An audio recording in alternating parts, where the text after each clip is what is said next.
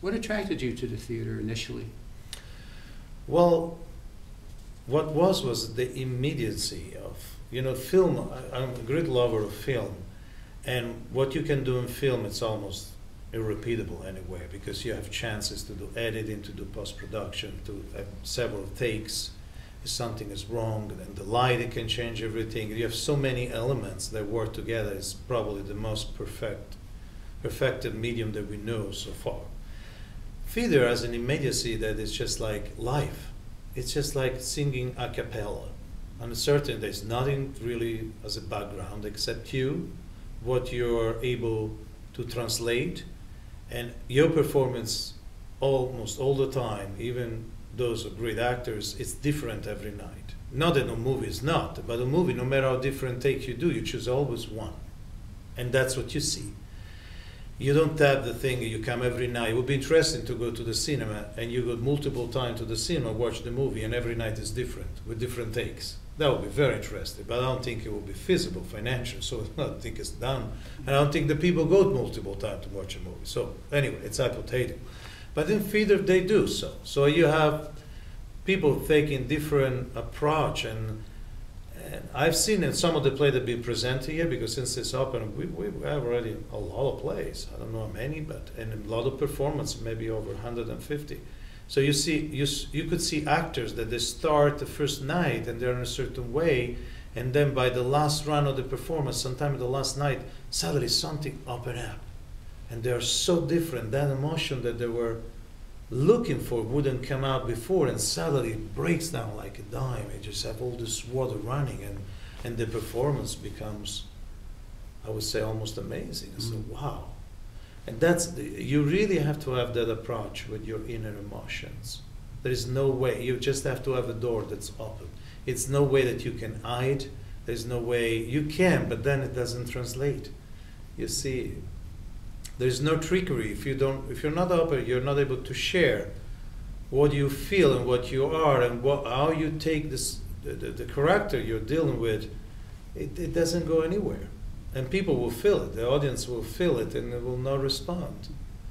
And that's it. You have to really learn how to be a constant open window with your soul when you're on stage. Of course, you have to do many art forms. I'm just saying, this is on the stage. The painter can do it, and the painting is there. You go inside and watch it, and he's not there.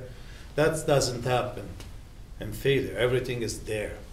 What was film school like for you in New York City?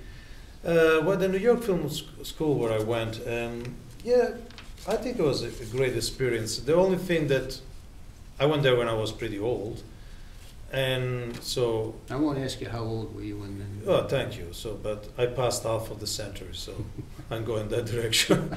So when I went there, so obviously you just are in the same classes with a bunch of younger people. They have different way to think about and talk about it.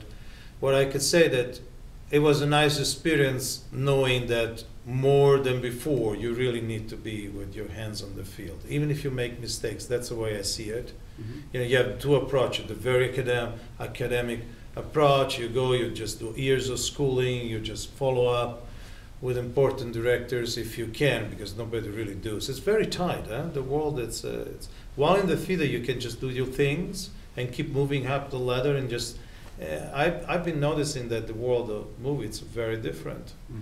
It's very tight. Just to get on the stage of a shooting on the movie that is a big movie star, you know. There's not that many opportunities for people. No, absolutely not. Yeah. You know, so you just don't have open. While theater, you have your readings.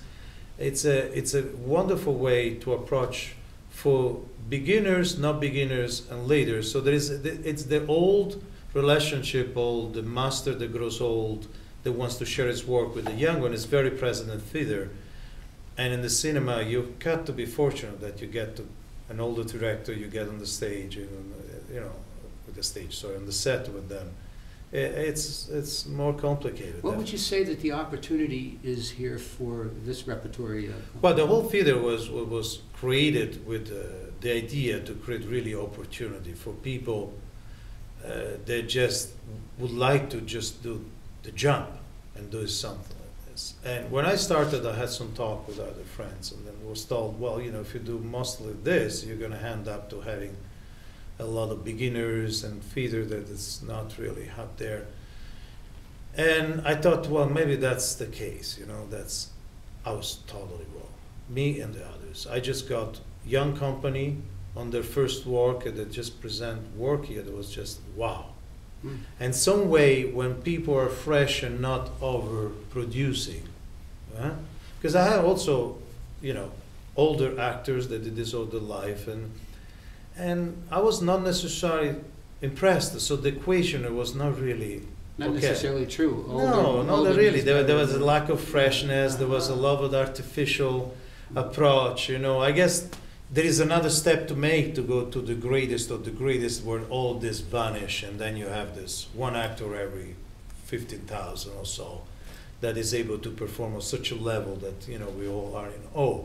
But all the rest is like for painters. I mean, how many painters are famous, and how many people are painting? You know, people are painting because they're just color the emotion of their life on their canvas. So if somebody was trying to break in and they wanted to come to your company, your theater, I couldn't find a better place. how would they do that? Well, what happened there, I have a lot of young people approaching me, and sometimes they're not very young. They wrote already a lot, but they never directed. Or they were directing, but they never wrote it. Or they're actors that want to explore the direction, or actors that want to explore the writing. So I have a lot of emails. So I go through, I'll just have to learn how to answer quickly, because, you know, I have to make also a living, unfortunately, like everybody. So I don't have all this time. So I just have these emails from those people that will say, well, I'm interested, you know. And I said, well, most of the time I say, okay, come, let's meet at the theater, let's talk. And while we're talking, we see how their project can be in progress, how they can develop it. And then we go to the second stage. Maybe they need some advice how to do the cast calling, where to find the director. So I have a number now on my website, a number of director list and actors, you know.